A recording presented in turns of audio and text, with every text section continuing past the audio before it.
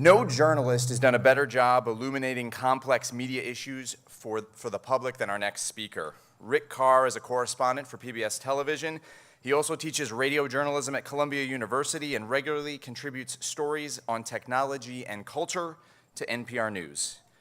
Through 2007 and 2008, he was a correspondent for the weekly PBS Public Affairs show, Bill Moyer's Journal. And he was nominated for an Emmy in 2006 for his excellent documentary, Net at Risk, which made the case that the United States is falling far behind other nations with regard to the speed and power of its internet infrastructure. And he's here today to share some of his newest work looking at the internet around the world. Please welcome Rick Karr.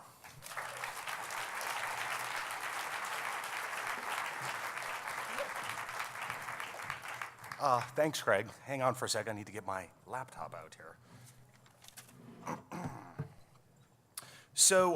Yeah, in 2006, I did a documentary called Net at Risk, as Craig just said, that said that we're falling behind. And you know what? It's not getting any better. In fact, if anything, it's getting worse. I've just come back from Europe. And I guess I want to start by saying, if we could go to the slides I prepared, please. The internet is something that we as Americans should be proud of. Jokes about Al Gore aside, we actually did invent it. And it really embodies a lot of what I think of as progressive American values. It's open, it's democratizing, and all of those things. It's the kind of thing that makes you want to shout, USA! Except I made it really small there because according to the Information Technology Innovation Foundation, which is an industry-funded think tank, they used to rank countries around the world in terms of how good the broadband was. When they last did this in 2008, we ranked just behind Luxembourg, who were behind Britain, who were behind Australia, who were behind Canada, who were behind Switzerland, Norway, Iceland, Denmark, Sweden, France, and the Netherlands, and that's not even the top of the chart. Actually, Japan and South Korea ranked ahead of them. The United States ranked 15th in the world. Now, I've been doing this reporting to figure out how we can do better. Let's look at some of these countries that are ranked ahead of us and see what have they been doing. So I've just come back from the Netherlands. And the thing about the Netherlands is that they are relying on a different technology. They're relying on fiber optics. And fiber optics make a huge, huge difference. I went to a house in a town about 100 miles away from Amsterdam. This is a small town in the country. This is a rural area, not very densely populated. And just coming out of one of those glass fibers going into the house, there was a 100 megabit per second connection. And the owner of the house was very proud to show me what he could do with it. He had a plasma screen HD TV in one room, and then he had another one in another room. In his home office, he had a 5-person teleconference going, and it was the smoothest teleconference I'd ever seen. He was speaking with other fiber activists, people trying to get more fiber built around the world. At the same time, he was showing off. He was uploading a 2-gigabyte file that was blazing along, and then when I asked him to check how much bandwidth he had left, he said, oh, we've got capacity to spare.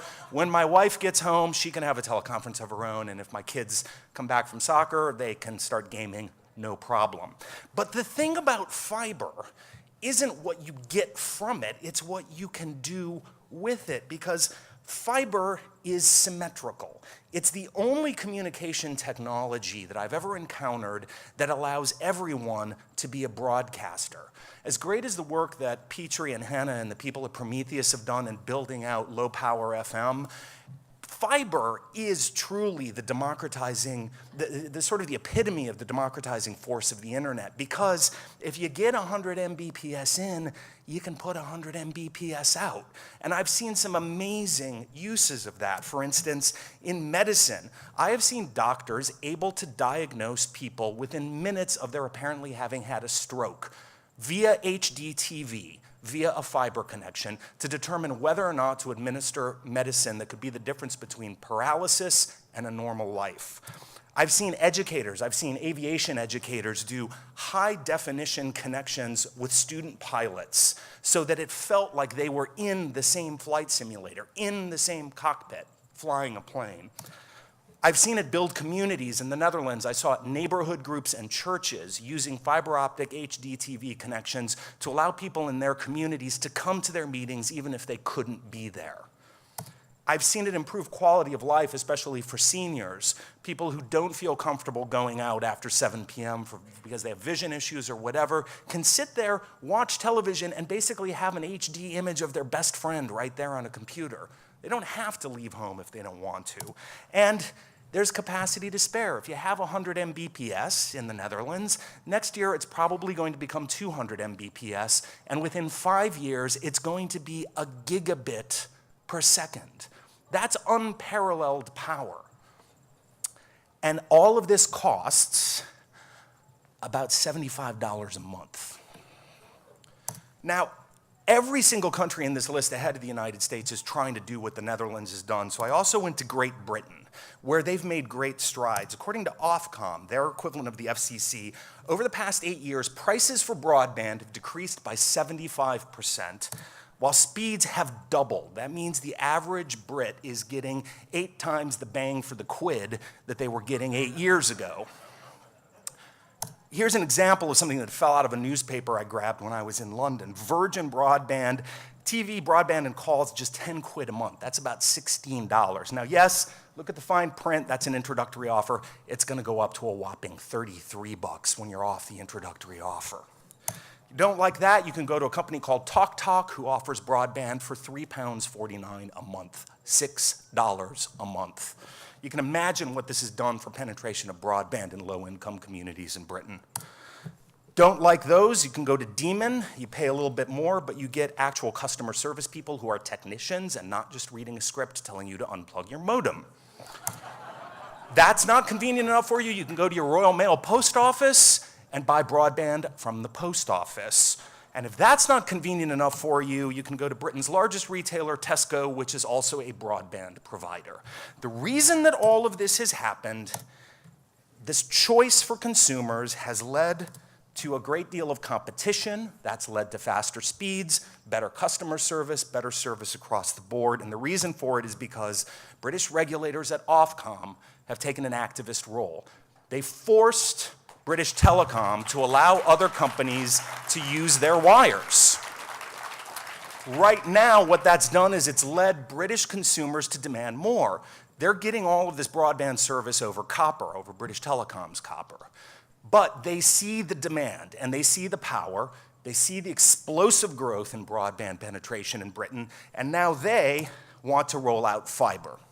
And so Ofcom is overseeing negotiations right now with, on one side of the table, British Telecom, who own the telephone poles and the underground ducts through which the fiber would run. On the other side of the table are a lot of those companies I talked about. You've got Virgin Media, you've got TalkTalk, you've got Cable and Wireless, which owns Demon, you've got Royal Mail sitting there, you've got Tesco there, and a lot of those companies are represented by a trade group with the unfortunate name of UKTA, the United Kingdom Competitive Telecommunications Association. So here's my point to bring it home, literally. UKTA has a lot of members, and I was flabbergasted when I first looked at the UKTA website. UKTA has 2 other members that might be familiar to you. These guys and these guys. The 2 largest wireline carriers in the United States, 2 companies that are steadfastly opposed to allowing other companies to use their copper wires or fiber optic cables, are arguing for more competition in the United Kingdom. Now, I'm not done with my reporting yet on these pieces. The pieces will air on PBS in early May and also on the website Engadget. Thank you. I have really one major question left that I need to ask of these guys, and that is, if competition's good enough for their broadband, what's wrong with it for our broadband? Thanks for listening.